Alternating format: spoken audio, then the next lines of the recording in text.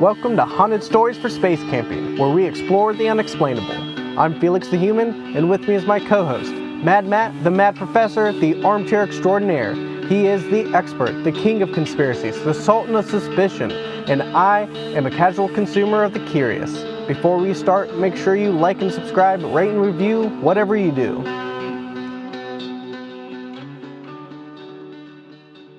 We are live, and this is our second episode of Haunted Stories for Space Camping.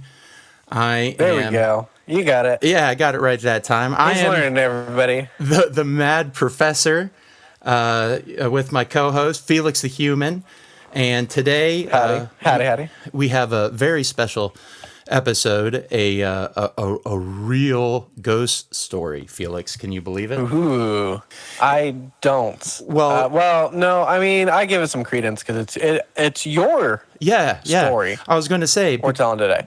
I was going to say, yeah. Be prepared to be amazed. Your socks blowing off. Sit back, relax, turn down the lights real low. Socks. Well, good. Joke's on you. That way they can't blow off. So. A little background. I'll dive right in, and then if you have questions, go ahead. Well, first question. Leading into your little background, was this in Ohio that this happened? Yeah, we live in the great state of Ohio. It sure is, and if anybody's familiar fantastic. with Ohio, I said that weird, but Ohio, right out. If you go far enough out, 161, it just turns into 16. And so... Yeah, because anybody, all the kids these days use the road numbering system. That's how I grew up, before GPS and whatnot. I'm on that cusp. I guess I'd be called a... Yeah. 161 would have been Dublin-Granville Road, basically. Well, until you get out to Granville and Newark, and so we're going out that way. And why we were going out that way is, in another life, I used to be part of a small production company. We won't mention their name, but one of our projects that we produced for the production company was a ghost hunting show. They were hot at the time, ghost hunters, ghost adventurers. Everybody had a ghost hunting show. And so we wanted to get in on some of that. And so one of the places that we got permission to go and do an investigation at was a plantation in Ohio. And the plantation owners, for some history, were avid abolitionists and converted their plantation into a working farm, paid everybody that worked there. And so a pretty decent place. The first one burnt down due to arson, so they rebuilt it. Yeah. There's so many things start with arson in ghost stories. Unfortunately, in this one, the arson didn't have anything to do with the ghost story. But there's two of them. There was a fugitive, and a bounty hunter caught up with them and hung the fugitive in the barn, and that's one of the hauntings come from. And then the other one was, I believe, the son of the original owner's daughter fell off of the second-story balcony in winter and died, and so they couldn't even bury her. Okay. Yeah, they couldn't even bury her at the time because the ground was frozen. So they had to put her in the spring house, which was located in the basement of the mansion. Okay, so two questions. Yeah. Just getting started. One, I'm assuming those stories are from a while ago. Yeah. They are intertwined with the history of the property. Okay, so the other question is, one, and, I'm not sure, maybe because this place is still an active... it's a historical place. It's managed. It's kept by the Historical Society, and anyone who wants to go there can go to the website and Okay, so then go ahead. Since it is a place, do you want to drop the name? Oh yeah, the place is. It's called Prospect Place. That is the actual name of the plantation. Give me 1 second here. I should have had it up, but I... Well, for anybody that doesn't Isn't familiar. This is out of Dresden. It's a little bit north of Dresden, Ohio. Yes, in Trinway, Ohio, and it's called the Coshocton area. Basically, it's directly in the middle of Coshocton, Zanesville, and Newark. Yep. So if you're familiar with that area of Ohio, Zanesville being the original capital of Ohio before it switched over to Columbus. Okay. Yep, and the official name of it, other than being known as Prospect Place, it's the Trinway Mansion. Cool. Yeah, the pictures of it are really cool, and pretty haunting. I guess we can. It's pretty crazy in the dark, I'll tell you. So yeah, we got there probably as it was getting dark, and if you go look at pictures of it, it's just surrounded by cornfields, so it's out in the middle of nowhere. I mean, you described half of Ohio. Yeah, so it's all of Ohio, but so the building itself, the main building is all historical. All the bedrooms upstairs, the main rooms on the floor, and then the basement, and that's where the story really gets juicy. But we'll get there in a minute. We did a complete investigation on the place. So go ahead.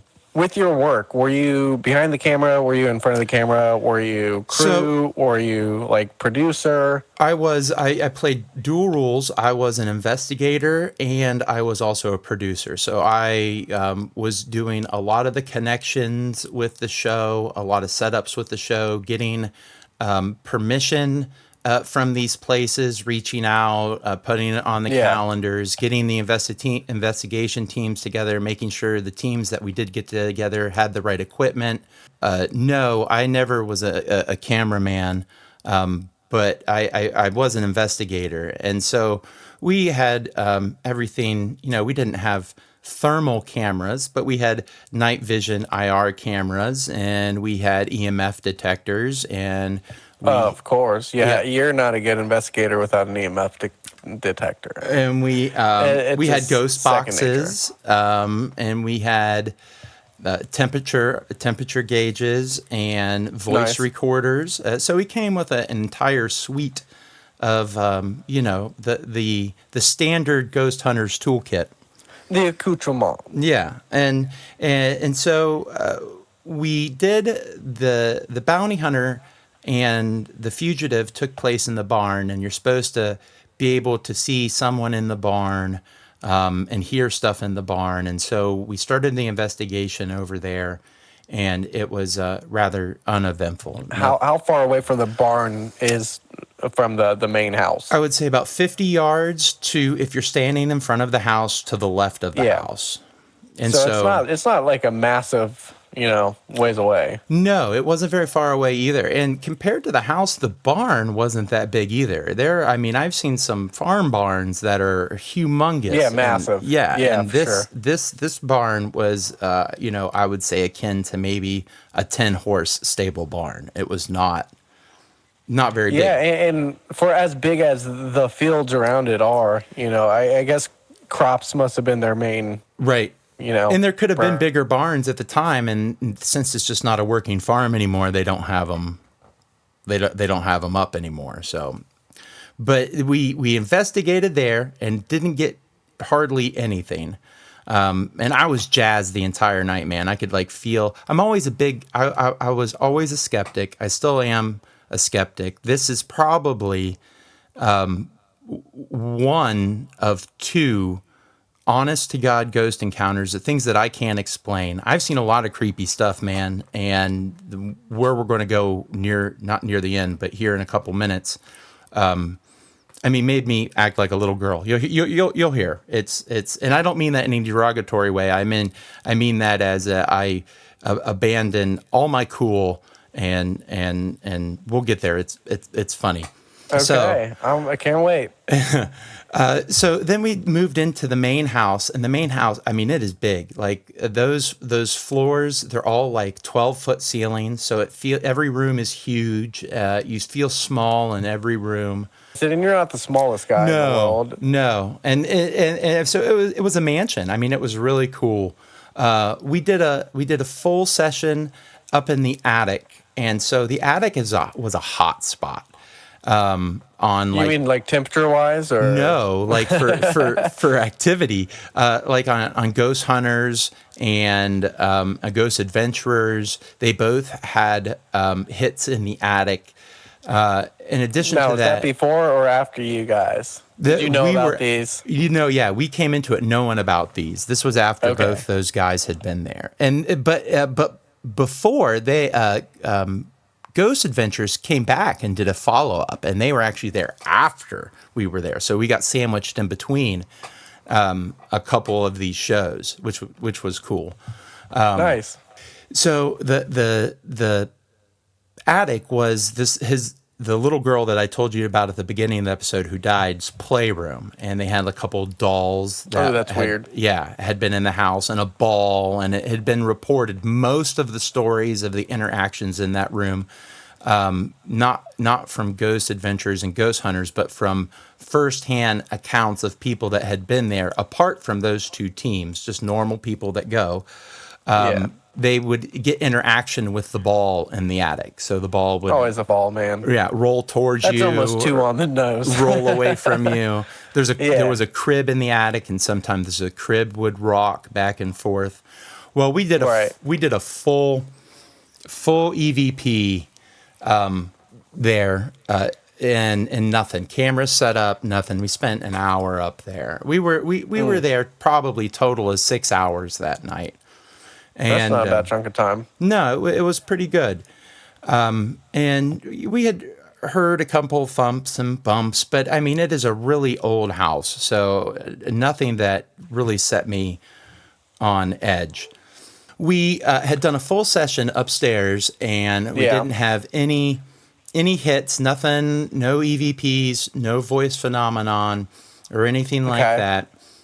And yeah. So this is all in the attic, right? This is in the attic right now, correct? This is after the barn. After the barn. Okay, so how long did you guys end up spending in the barn before you moved to the attic? The barn, we didn't get very much action at all. It was kind of a letdown. We spent like almost 45 minutes in the barn, and we had separate teams, and so we sent a 2-person team over there, and we had gone over there 2 different times, and both times we didn't see anything in the window. We didn't get any temperature spikes. We didn't get you personally. Are you sticking with are you sticking with the main crew? Like you guys are in the attic and then you send in 2 people, or did you go down to the barn personally yourself? I went to the barn the second time. The first time I didn't go to the barn. The first time we split up and we went to we went to the main floor and we spent some time in the main floor, and then after the first team was done in the barn, they came in to the main floor and we went up to the attic. And so we were in the attic while they were on the main floor. And then they went up to the attic and we went out to the barn. You're helping producing. Are you calling shots here, or is it more of a collaborative process for you guys? I'm 100% on camera at this point. So we had a director. His name was Adam Witten. And if you don't know, Ohio is a very haunted state. It is. There are tons of places. Tons of bridges. But I've never done like official investigating, so I'm layman when it comes to this. With all this technology you guys have with you, are you guys running it all at once? Are you guys filtering through different ones at different times? Are there some that you will have going on all the time? So it depends on what we're doing. You don't want to get cross interference with the EMF meter. Some of the IR goggles, they throw off some frequency.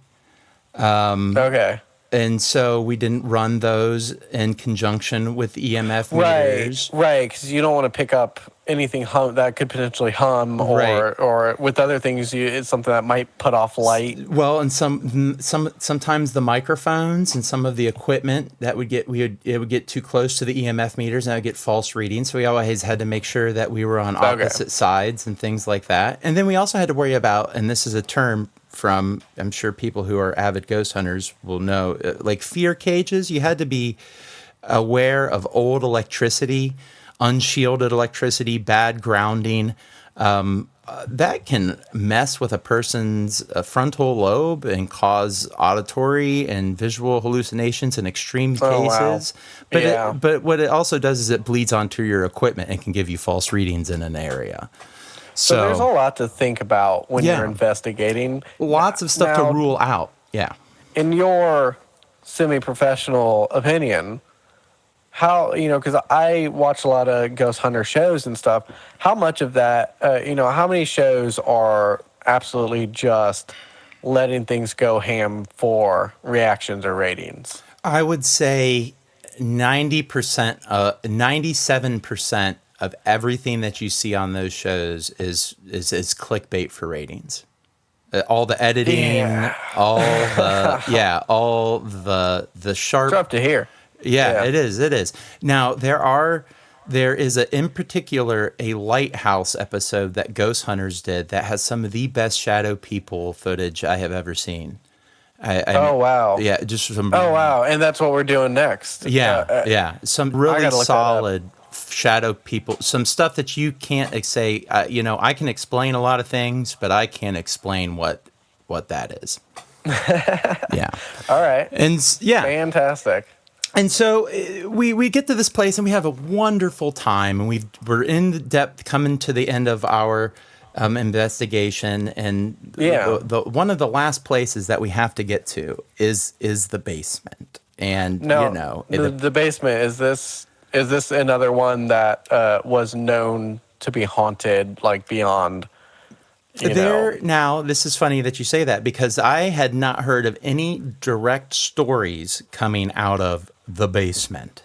Okay. So, well, I mean, even a lot of what you described, it leads me to believe that those would be the hotbed areas. So your big comeuppance was in the basement of all places, which sounds like a haunting, like scary as shit place. But if you were a little kid, you would not want to be in that basement. Like, if you're there with your family, if you're there with your family and your grandpa says, run down to the basement and get this. It's one of those basements where you would be like, not so much. That your wife and I's, our grandparents' basement gave me those feelings. Gives you Home Alone vibes, where the furnace is going to eat down you. There.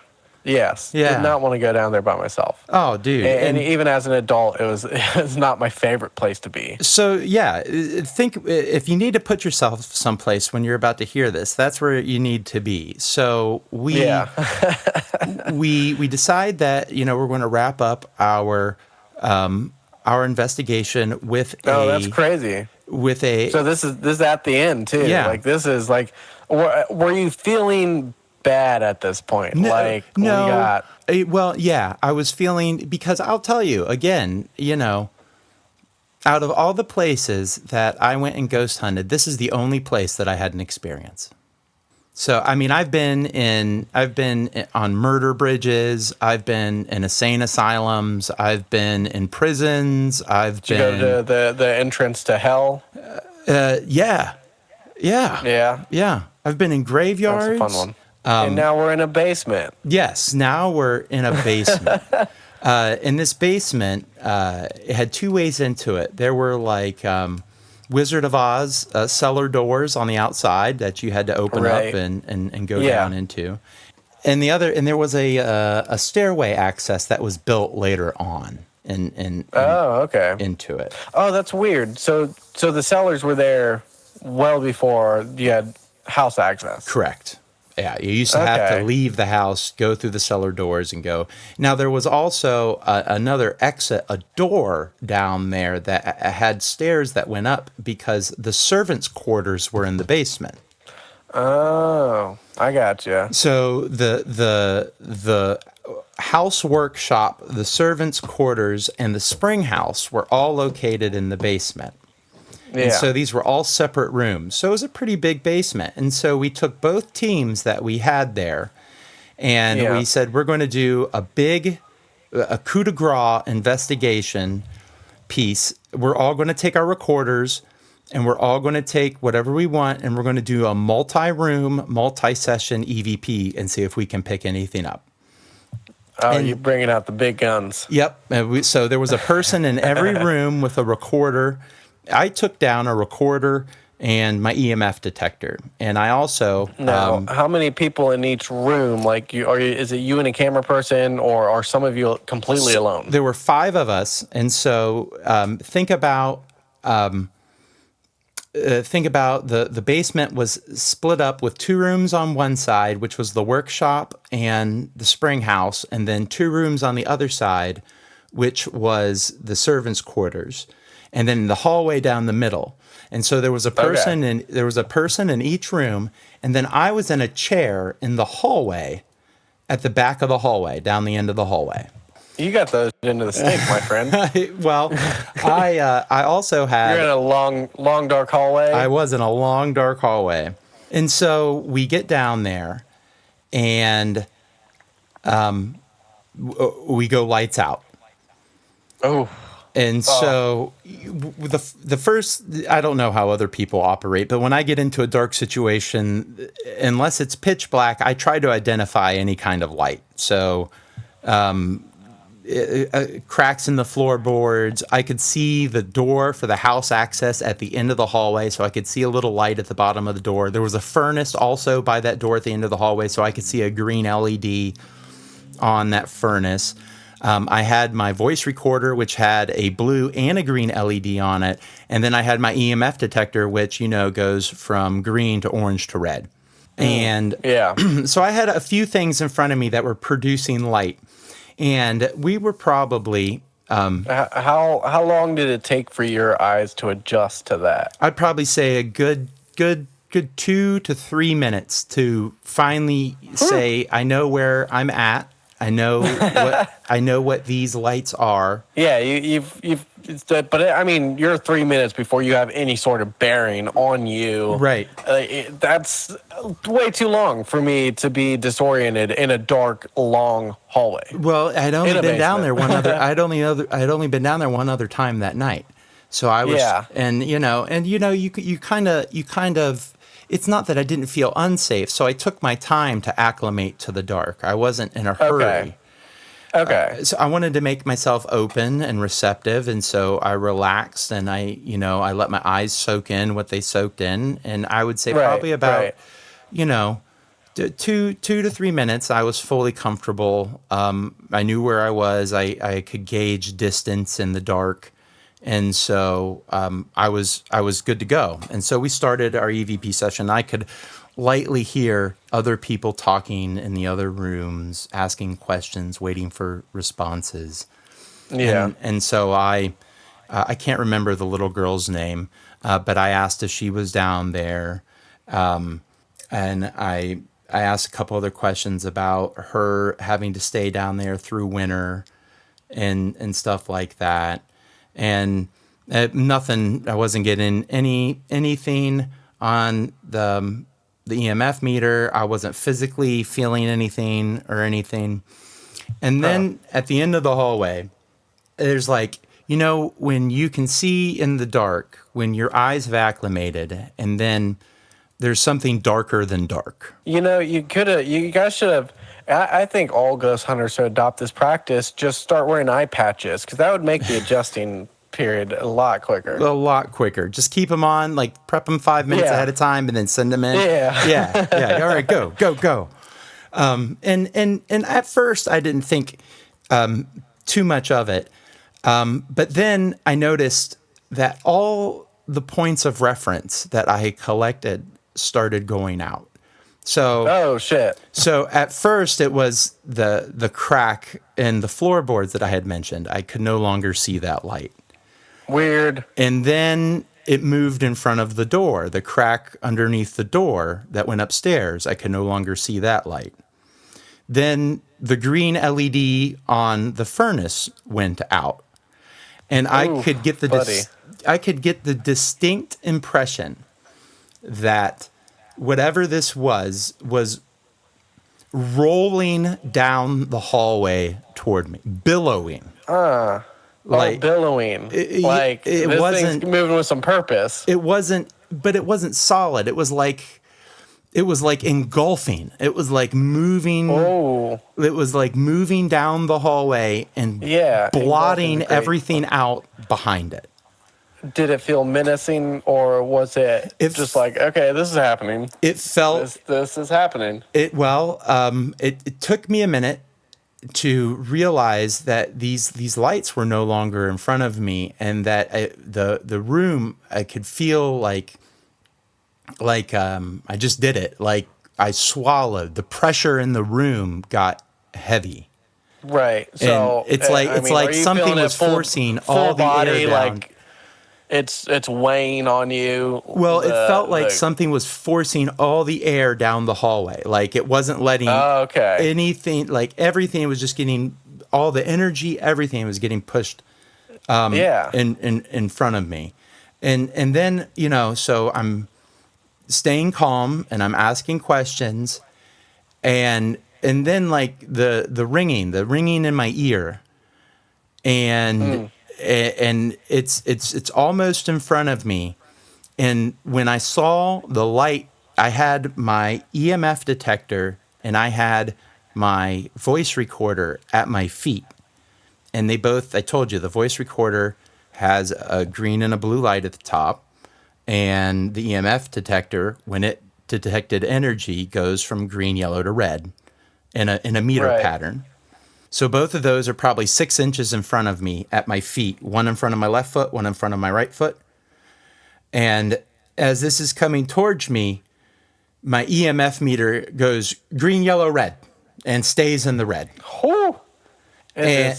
Oh yeah, dude! And my throat just clenched, and I can my your butthole probably clenched too. My knee, I grabbed my knees, and I kind of leaned forward a little bit, and then then the lights went out on my equipment. Whatever it was less than 6 inches away. I could no longer see the light. It had rolled that far down the hallway. So are you? It's not like it's shutting these things off. It's just engulfing these things. Engulfing them, taking. Yep, the light that was there was gone. I got you. And, oh man! And at that point, I lost it. I stood up and I threw my hands out in front of me and waved them back and forth incoherently. And yelled and screamed. Was it easy to get noise out? Oh yeah. I that's so strong. Like I was the force of 1,000 men. I stood up and I just started waving my arms in front of me and yelling. And I ran down that hallway. I ran up the stairs, busted open the cellar doors, and ran into the cornfield. To the side of the house. I had been literally the most scared I probably from a paranormal. I'll tell you right now, humans, people are more scary than any ghost ever, but that is the most scared that I have been in a paranormal situation. So were you the sole a person there that experienced anything? Yes, no, everyone else was behind doors in rooms. Wow. Now, had everybody else there experienced something before this? I mean, were you the lone skeptic in the group, or was it sort of split? It was, we had sensitives there that could feel the energy, and they felt the energy was off at the place. But no, we had not had any interaction or any other occurrence other than that night. And they, I assume, knew how skeptical you were going into this. I was the skeptic. I was the one that went the places that people wouldn't go. And how did they react to your reaction? It was pretty comical. It was the first time any of them had seen me quite that shaken up, and to this day, I have not experienced anything like it. Okay. I wish I wish AI was, maybe I could make it again through AI or something, but think of like a black cloud just rolling down the hallway, blotting Yeah. out every piece of light that Oh, you can yeah. see, and you've got your equipment in front of you, and then at one point you can't even see your equipment. I was done. It's like a thick fog. Yeah. It rolled barreling around through. the corner and came down the hallway at me, man, and I So hadn't how would lost my you cool like that. It was crazy. how would you classify that entity? Like ghost haunting, poltergeist activity. If we're going to use classic Ghostbuster terms, I'd say that is a class 2 free roaming vapor. Okay, I like it. Yeah. Well, that's a crazy story, and it's a very cool one for sure. Just the nature of it, and your history with the paranormal kind of lends itself to the story.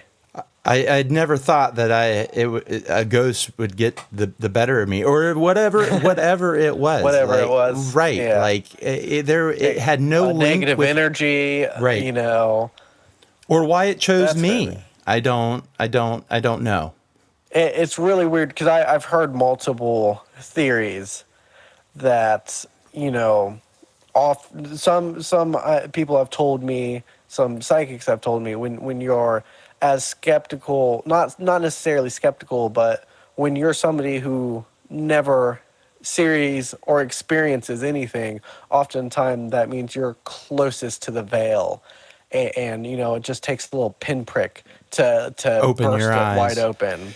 Now, Yeah. I will say, going back when we did a full scrub of all the footage and EVP recordings, electronic recordings, I believe I would have to reach out to my sources to confirm, but I do believe that we came back with 3 solid recorded EVPs. That's crazy, man. Yeah, it was crazy, man. I had never been put in a position like that. And I told you, I was at the bottom of a collapsed mine asking stupid questions to a ghost that was or wasn't there. I mean, I told you, being in Ohio, people know, but I mean, you have access to prisons, insane asylums. It's a big thing. You can go and do these things here. Yeah, And tuberculosis wards and all that jazz. A lot of even when we were younger, there were so many more even now because a lot of these places have been getting tore down. Yeah, no, absolutely. Year in, year out. Yep.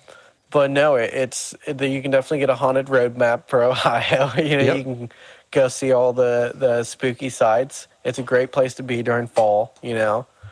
I love it. So that's it. Yeah. That's my haunted story for our haunted stories for space camping. That's fantastic.